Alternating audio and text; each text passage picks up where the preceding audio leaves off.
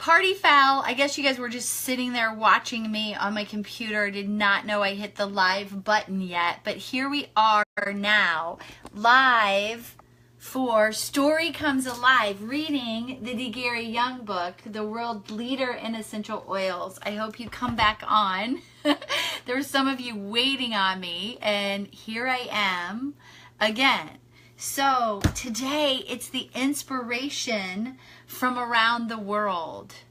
So with that, the ancient secrets of Egypt. The more Gary learned, the more he was driven to go to Egypt, the heart of the ancient world of essential oils. Wow. So I went to Egypt in 2010 with Young Living. So this like hits home to me. His experiences were amazing, and the knowledge he brought home convinced him even more that there were so much that had been lost to modern world. Gary traveled throughout Egypt, exploring the pyramids, tombs, temples, museums, and visiting government offices. He even wandered through the marketplace looking at all the essential oils, dried herbs, resin burners, beautiful oil containers, etc. to get ideas. The information was voluminous. Can't get that out. He felt very comfortable walking back in time as history told its story, opening up still another chapter of discovery. In 1991, during Gary's first trip to Egypt, he was fortunate to meet Dr. Radwan Farag, Dean of the Biochemistry Department at the University of Cairo, who had been conducting research on the essential oils for years.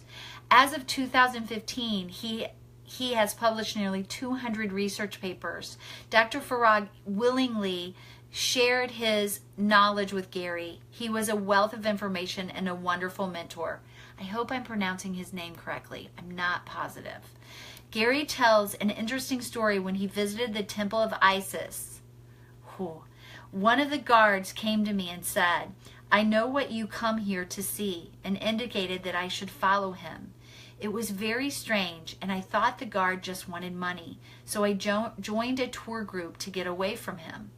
But the guard was persistent and tapped me on the shoulder a second time and repeated himself. I tried to get away from him by going different directions, but he came around the corner and met me face to face for the third time and said, "Come quick, follow me. I show you what you come to see."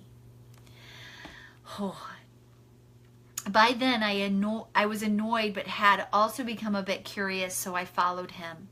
He had an old metal key to a heavy iron gate that he quickly unlocked, pulled open, and motioned for me to hurry inside. This is Gary Young speaking.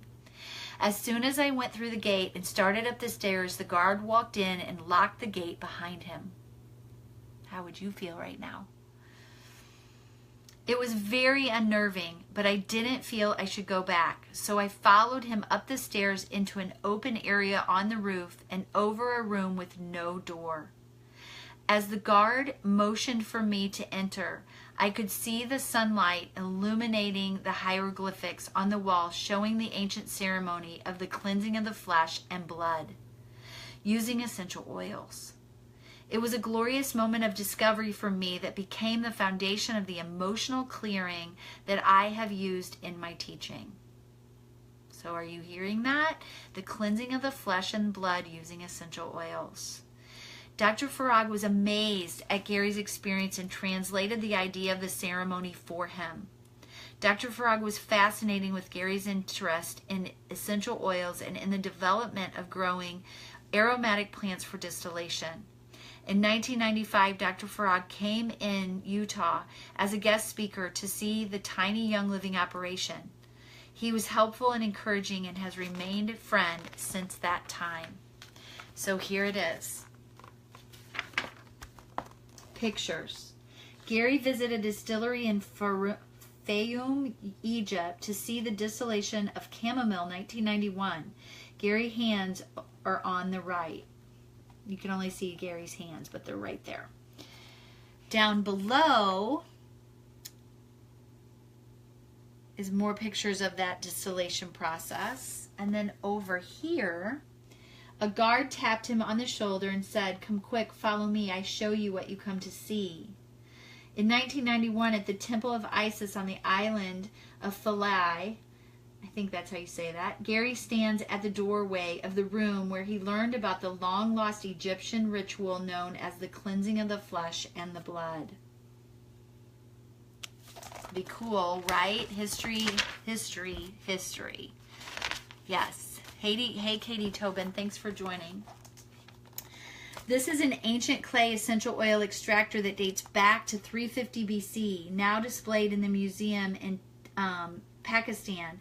The guard in the museum told Gary there were no distillers, but there was an old type of water purifier made of clay, a glass case at the back of the building. Discovery in Pakistan. When Gary and Mary went to Oman in 1995, Gary decided to go to Hunzaland to interview the old people and to see if he could discover their secrets of longevity. Gary had heard that there was a museum in Taxila, a small town outside of Lahore, Pakistan, that had some ancient clay distillers. They had to fly to Lahore on the way to Hunzaland, so it was not much out of the way. Gary really wanted to see these early clay distillers, so that was even more of the reason to go there. It was an exciting moment when he spotted them at the very back of the museum. The guard allowed Gary to take pictures so that he could share his discovery with everyone at home. The Old World. The Old World of Egypt, ancient Arabia, Israel, etc. is filled with remnants of distilleries, essential oils, and apothecaries where salves, beauty creams, and medicines were made. It was part of their culture, and the oils were prized commodities used only for royalty and those of higher social status. Essential oils were procured in many different ways, as was evident by the different types and methods of extraction that could be determined from the ruins and what was left of the distilleries.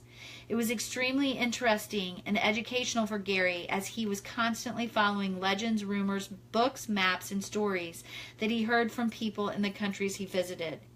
Gary here in this picture talks with both the old and young people of Hunzaland. It's really kind of cute. Gary in that picture kind of looks like his son, Jacob. They resemble each other, their young years. Here's more pictures. In 1990, Gary first traveled to Masada, located on the high mountain plateau on the west bank of the Dead Sea.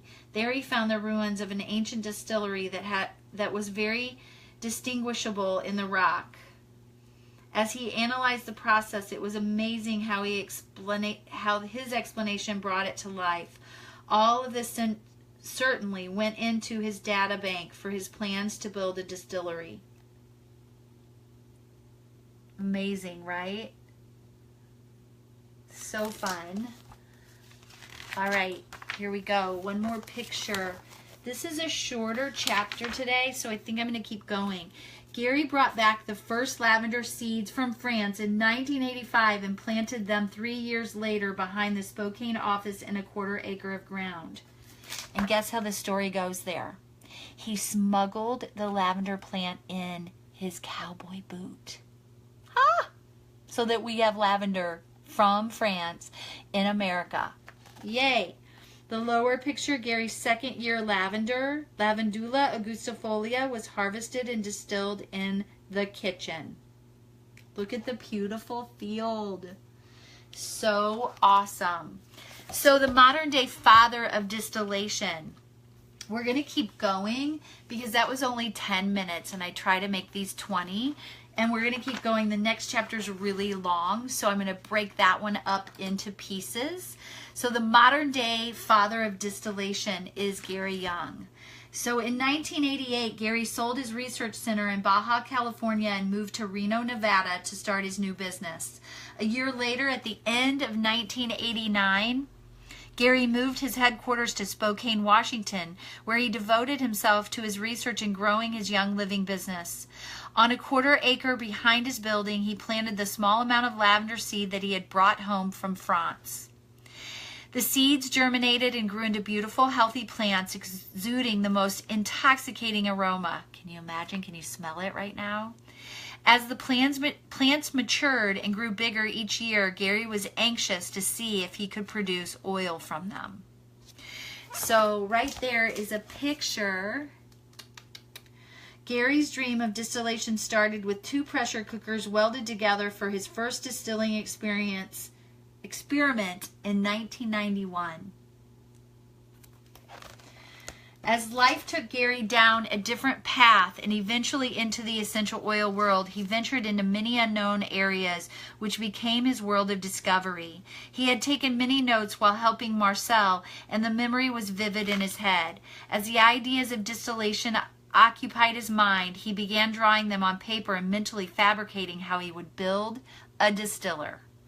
In 1991, for his first distillation experiment, Gary welded 2 pressure cookers together, cutting holes in the bottom of the top and the top container to allow water to be poured in and steam to rise up through the holes into the top cooker. He then cut his beautiful plants that were only 2 years old and by French standard not quite mature enough to produce good oil. However, Gary felt he could not wait another year to determine if he could produce lavender oil. Distillation in the kitchen stove. With the 2 pressure cookers welded together sitting on the stovetop in the kitchen, Gary poured the water into the bottom through the holes that he had cut and then packed the plants tightly into the top cooker. The gas stove was lit, and as soon as the water began to boil, the steam started traveling up through the plant material. Shortly after, the first drop of lavender appeared, and Gary's new chapter of distillation was written. I will caution you not to try this at home. It's like those commercials on TV. These small cuttings produced 3 milliliters of the most exquisite lavender oil, which put more ideas into Gary's head. As a good friend, Dr. Kurt Schnaubelt, analyzed the first lavender oil, and even Kurt was surprised at the quality of the oil from these 2-year-old plants. Kurt Schnaubelt is one of the amazing aromatherapists. He's German and teaches aromatherapy certifications all over the world. Very world renowned. Look him up. It was Kurt's enthusiastic response that motivated Gary to keep going forward with his dream. Go Kurt. Go Kurt. Yay. And here's the picture. Young Living members were willing and eager to help in 1991. Whoops. The second distiller was built in 1992 and was a more advanced design. Can I just stop here and pause and say, what other companies have done this? These are the questions you ask if you want pure essential oils. You say, who's done this to this level? Gary built 2 more experimental distillers, each one a little bigger than the previous one. The second distiller, built in Spokane in 1992, had a 25-liter cooking chamber, enabling him to distill a larger amount of lavender. He experimented by distilling pineapple sage and common sage, which he had also grown in the garden plot behind the office. The pineapple sage smelled nothing like pineapple, as he was hoping, but the fragrance of the sage was beautiful. As his curiosity increased, he decided to plant thyme. All of the crops that were planted in the garden in Spokane and grow from seed, including the lavender seed from France, were the original starts that Gary eventually transplanted to the farm in St. Mary's. So here is his drawings. After Gary's first kitchen stove-top distiller, he began sketching new ideas for future distillers. And there is simple distillation. You can see right there how the water changes to steam. The fire heats the water changes to steam. The steam and oil vapor rise to the top. You have the plant material in there. Sorry, I'm going out of order. So let's start over. Fire heats the water changes to steam. You got the plant material in there, all compact, really smashed in there. And then the steam and oil vapor rise to the top.